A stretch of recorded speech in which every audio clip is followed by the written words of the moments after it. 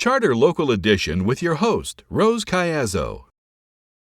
Today we're at NACO, the National Association of County Officials, and visiting with us today is Campbell County Commissioner Micky Shober from Gillette, Wyoming. Welcome and thanks for coming here today. Thank you for the invitation and the opportunity to be here. I am currently in my second term as a county commissioner. We serve 4-year terms. I'm halfway through my second term. It's been a lifelong goal to be a county commissioner. So I am also fourth generation of Shobers that are in Wyoming. We've moved 60 miles in the last 100 years. And I live in Campbell County, which is the northeast corner of Wyoming. We're home to 13 of the largest coal mines in the world. If fact is, if Campbell County was an independent nation, we would rank about number 10 in the world as far as coal production. We produce 90% of the coal that is mined in Wyoming. Okay. So anywhere you look and you see coal that is used for power generation, chances are really, really good that that's where it comes from. Can you share with us about the current status of energy in your county? Well, coal production peaked in Campbell County at 440 million tons.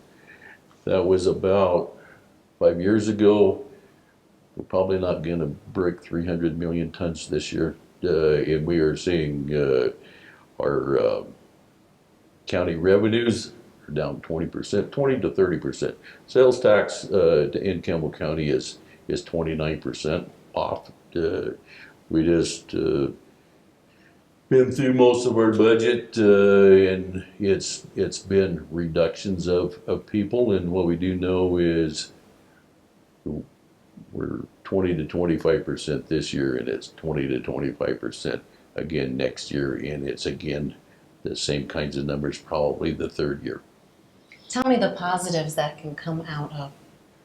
The positives of those things is, we hear all the time that government is fat and bloated and there's too many people. And, the side of this is we're going to be leaner and meaner as a result of this. And it isn't something that the current commission has done or the commissions have done. And let's tell you a little story. And I think it was 1918, the governor of Wyoming sent a letter to the counties and said, Wyoming is in a tough situation and we don't have the income we used to have, and everybody needs to tighten their belts.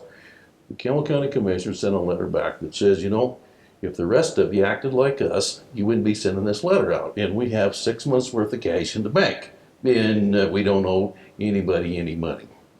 So that thing has carried in Campbell County always. When it became a county, they bought a house, and that was the courthouse for 60 years. The first bond issue in Campbell County was to build a courthouse in 1970. That's been the only debt for Campbell County. And it isn't that the current commissioners thought this up or the ones 10 years ago. It's a long, long history of you save your money, and when you have enough collected, then you build something or buy something. And you don't incur debt to do that. And so financially, we're in good shape. It's just, we just need to match our expenditures to our cash flow. Sure, and talking about building specifically, the money coming from these natural resources does fund many projects within the state of Wyoming. So what will change there, do you think? Well, as we see this decrease, and we also keep in mind that at the same time, oil and gas went from $100 a barrel to a little over 20, and now it's floated up about almost 40, and so that activity's gone away. And so what it is it's a big reduction for the state, and we're energy-based economy in Wyoming, and so we rely heavily on taxing on energy production for the state. And for example, coal lease bonus money, which in kind of a short version of this is a coal company notifies, it's private land, but it's federal owned minerals. And it comes because the federal government separated that ownership in about 1915 in the Homestead days and said, coal has value, let's keep it, and we'll let the oil and gas go with the land. And then later on they separated those. So the coal belongs to the federal government, the surface is private. And so coal companies buy that private surface so that it is theirs. And tell the BLM, we would like to nominate this section of land. And we would like to mine there. And that starts the process, and it's called lease by application.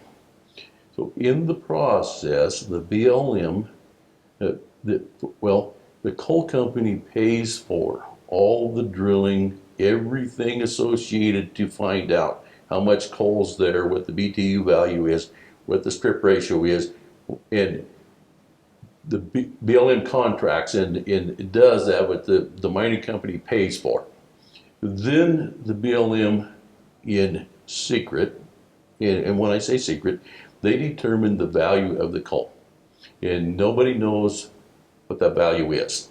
If they make that determination, and then it's a bid. And so the coal company turns in the bid. And typically it's been about $1 a ton. And so that's what's called coal bid bonus money.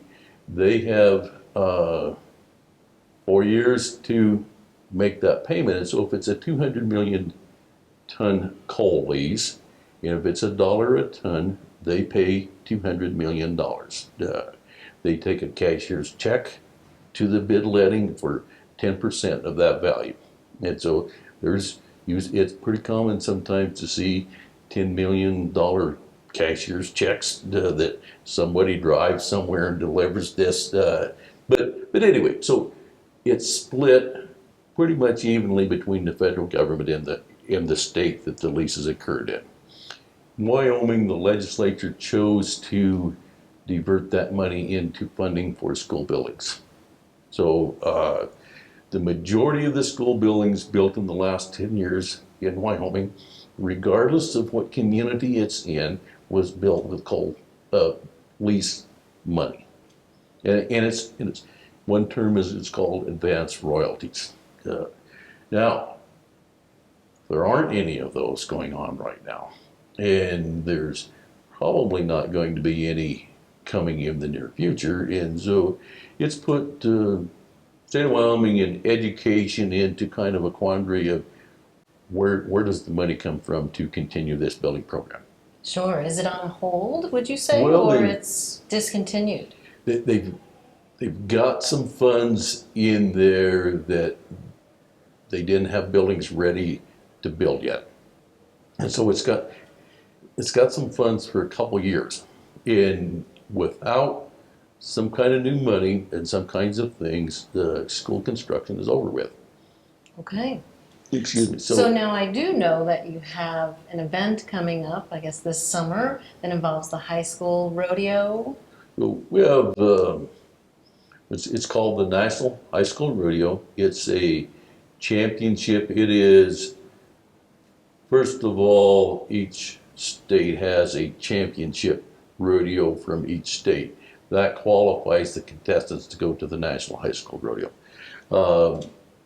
It's kind of in a rotation. It's been in Rock Springs, and now it's Gillette, Wyoming's turn, and it's for 2 years. And there's about 8,000 people come. There's between 1,300 and 1,500 horses come that are contestant horses. That's not the rough stock horses that are in the bareback and the saddle bronc. And so it's a big deal. It's 10 days in Wyoming.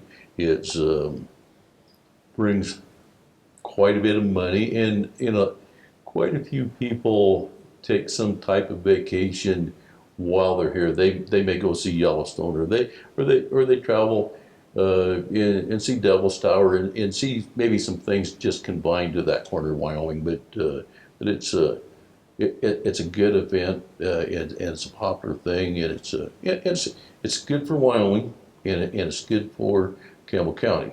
That's right. Big, beautiful Wyoming. That's correct. So, Well, this was a wealth of information. Thank you so much, Commissioner Shober, for visiting with us today on Charter Local Edition. thank you very much, and thank you for the opportunity. It's been a pleasure. I've learned so much. Thank you. Charter Local Edition has been an exclusive presentation of Charter Communications.